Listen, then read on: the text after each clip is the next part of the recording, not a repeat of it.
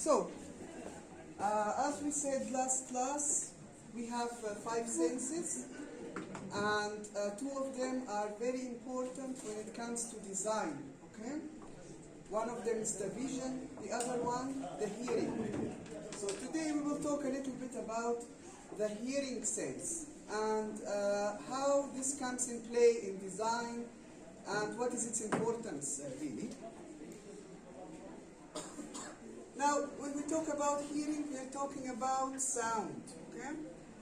And there are many different types of sounds. Some sounds, when you hear, you feel pleasure, you feel happy. Other type of sounds can be pretty annoying, pretty disturbing. So, different people can tolerate sounds in different ways. Like some people can tolerate higher, like more pronounced sounds. Other people like more quiet.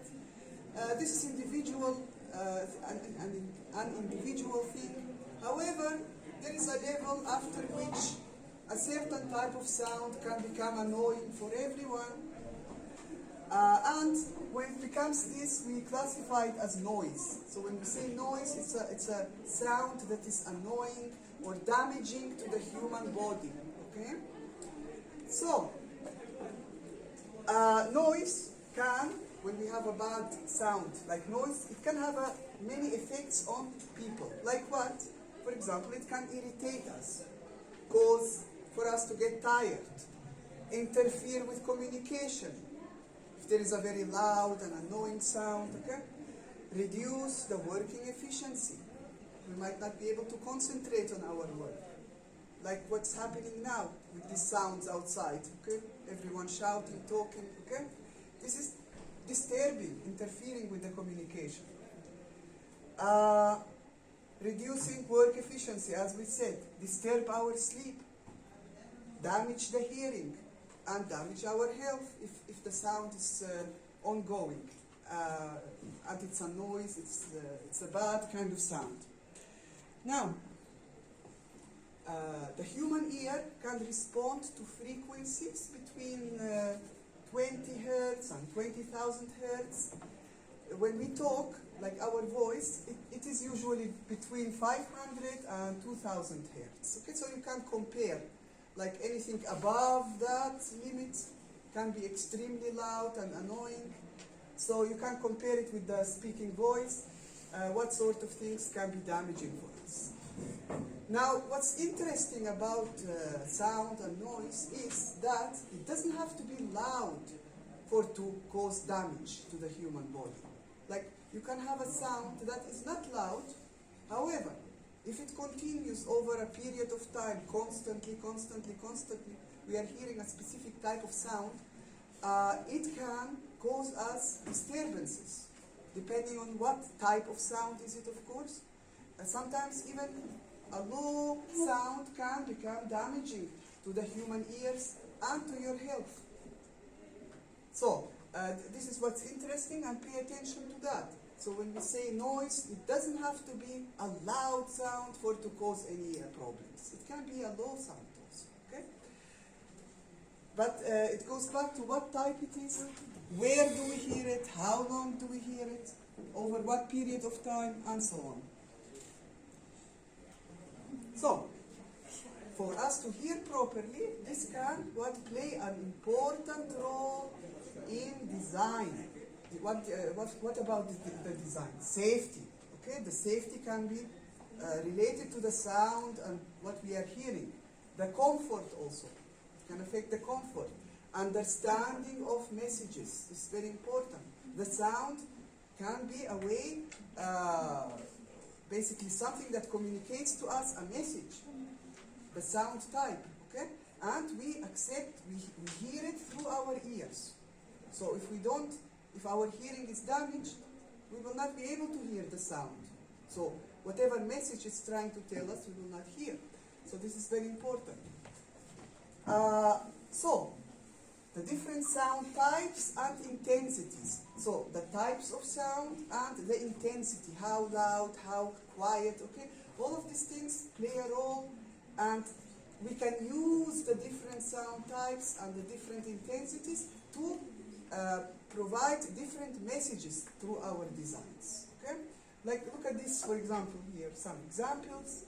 A lot of devices, if you look around us, they make some kind of a sound. And there is a reason for that.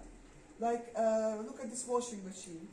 Like, most automatic washing machines, when you put clothes inside and the cycle finish, and then suddenly it starts making a sound. It tells you that it finished. I finished, okay? The machine telling you, communicating to the human that it finished. Now, if something go wrong, like for example, something gets stuck, or something, some kind of an error happens in this machine, we again hear a sound, but a different type.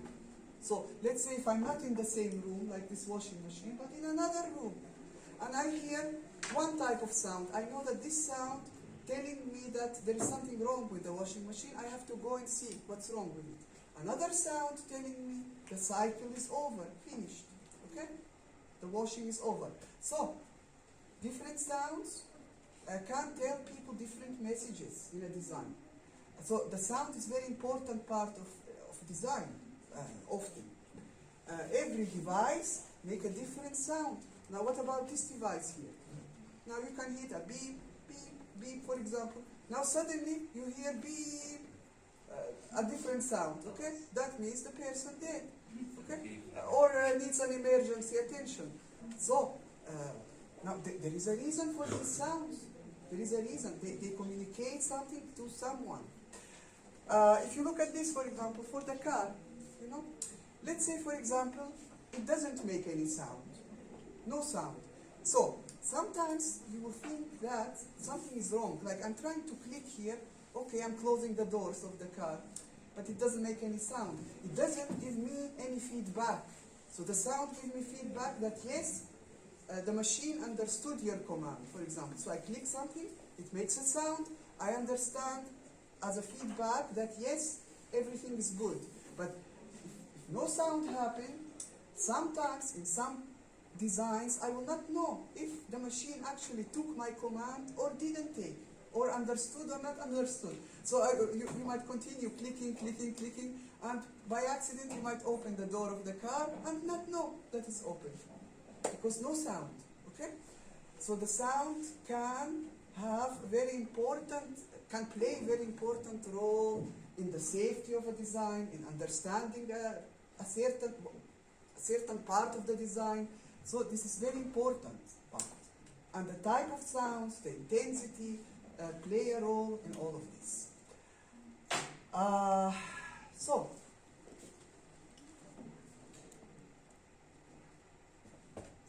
sound usually in a design is, like most of the time, used for warning signals. It's like the device is trying to warn you about something. And the reason for that is, for example, okay, let's say, why do we have to have sound? Let's say in a device to warn me about something. Why not just a light? Just a light, and okay, this is a red light, it's a warning. Well, because with the light, how do you understand this? By looking at it. So by using your eyes. Okay? Now, if you're not next to the device that gives you this light signal, you will not see it. You will not see it. It's a good thing to use. Like a light to signal there is a warning happening. But you need to see. You need to be next to the machine or the device or whatever. Okay? But with sound, you don't have to be next to it. Sound travels in all directions. So maybe from that room, a sound warning, I can hear it from this room. I don't have to use my eyes to see. So, you see, in some designs, it is enough just to use the eyes, just to see and you understand the message. In other types of designs where there is a warning signal, where you have to warn someone from a distance, it is better choice to have a sound, because the person might not be next to the device, might be somewhere else. So how? With sound, okay? So, for warning signals, it is especially important to use sound to warn the people. So, now warning signals, what can be warning signals? A lot of things. Some warnings can be extremely dangerous. Like some warnings can mean safety issues, you know, like if you don't hear it. Some warning signals, now if you don't hear it, you will not cause a safety disaster, but it could cause some uncomfortable situation, it could cause some mistake to happen. It doesn't have to be always super dangerous, you know, like the result, but it can cause mistakes, and this is not something advisable to have in any design when we use, okay? So these sounds help us to prevent this happening.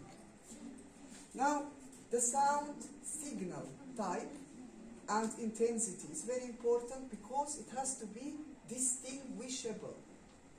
Now, everywhere we have sound, everywhere, all kinds of sounds, people talking, cars, noise everywhere, shouting, all of these sounds together make a mix. So, if through this mix I'm trying to give a warning signal about something specific, it has to be in a way, a type that is distinguishable from the others, to stand out, okay?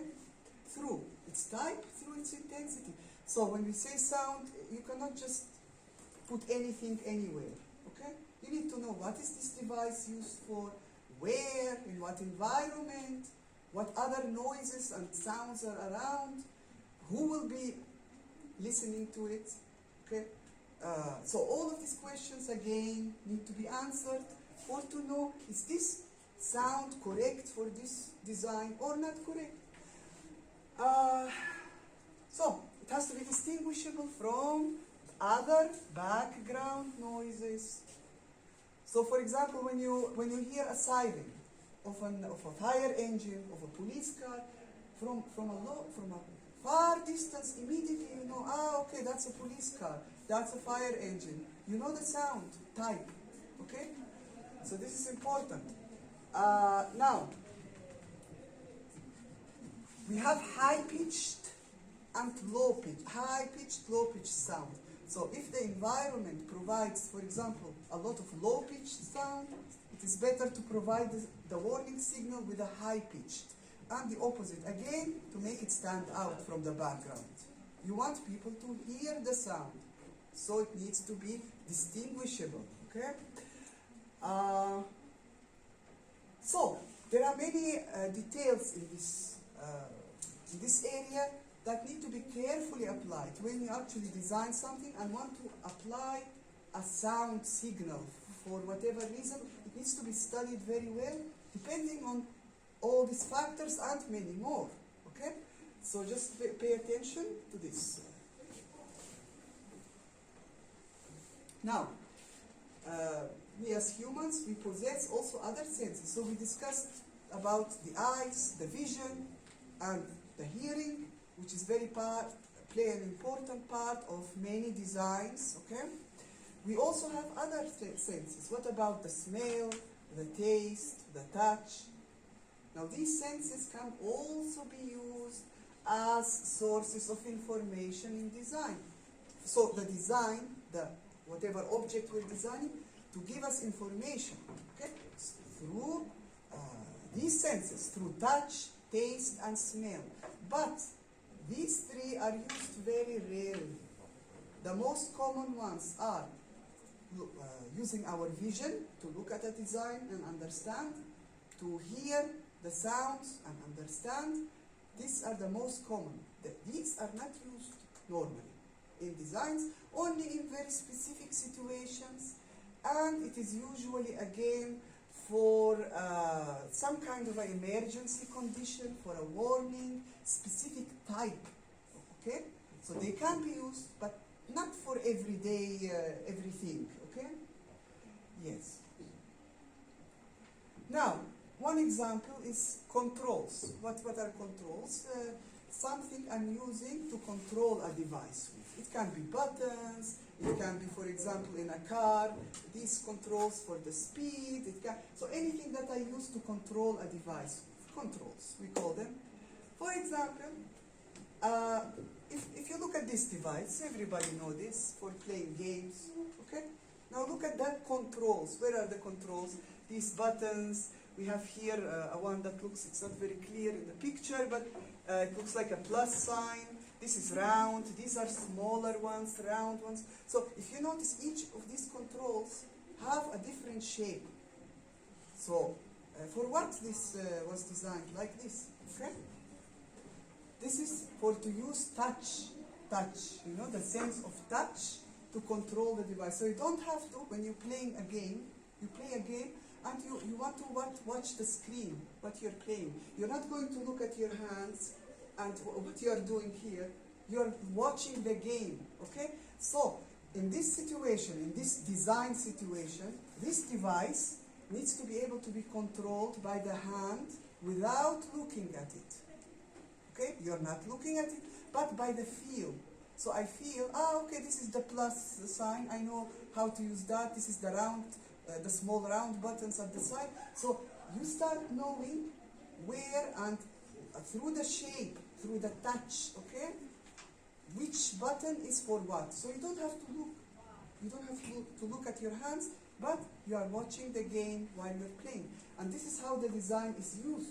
So if you design it in an opposite way, where here, for example, there is no touch, and all the controls are the same shape, the same size, placed, ordered in a specific way, where if you use it without looking, you will easily make a mistake. That wouldn't be a good design.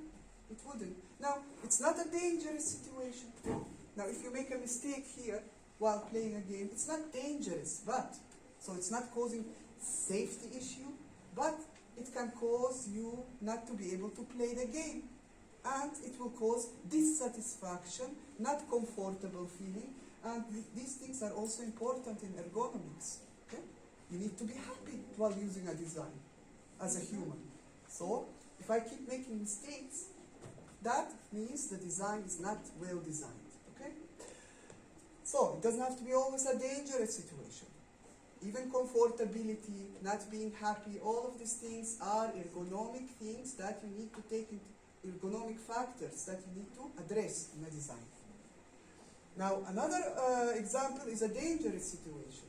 Like, for example, if you are driving a vehicle or flying an airplane, there is some controls that have specific shapes. So, you don't need to look at the control to actually know what it is. Just by touching, by the feel of touch, you know this control, okay, it's the triangular shape. I know for what this is, that one. So you don't have to look, because when you are driving or flying any type of vehicle, you want to look outside. You don't want to start searching here for the controls and which one is for what. And imagine if you have so many controls in front of you easily to make a mistake. So if all of them have the same shape, the same size, it's very easy to touch the wrong control. So the shape of some of these controls are sometimes used for the sense of touch to help increase the safety, increase the comfortability, and so on. Okay? So this is just some example of when the sense of touch can be used in design. It can be used in dangerous situations, and it can be used in just to create more comfortability, to reduce mistakes, and so on. There is also the sense of smell. Okay, so if you start smelling something weird, it could be also a warning signal.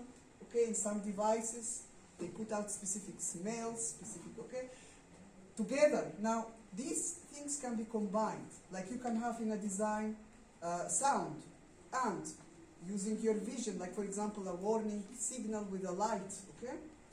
And smell and other things. So sometimes these things are combined. And in many designs, you will find like devices you can usually see a light, warning light for something, and you can hear a sound. So these things can be combined in specific designs, but they need to be put in the correct, like to make the correct choice for depending on what is it you're designing, okay? And for whom and where is it going to be used? These questions always you need to ask, okay? To know what and how to design something. You cannot separate the design from the human, from the environment, from all of these things have to be considered at all times. Your assignment for today, very similar to the previous assignment, but now focusing on sound. So, find one device, a mechanical system, powered device, to use as example, that use hearing as an important part of its design.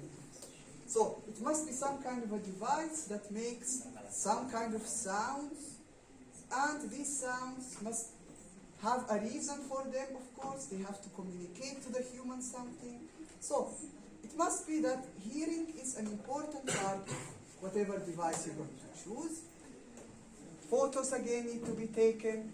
Explain how, for example, the safety or the comfort or understanding or all of them of the message can be affected or misunderstood by the user.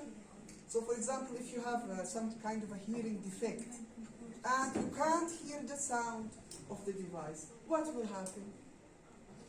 Will the safety be affected? Your safety? Will it cause some uncomfortable situation?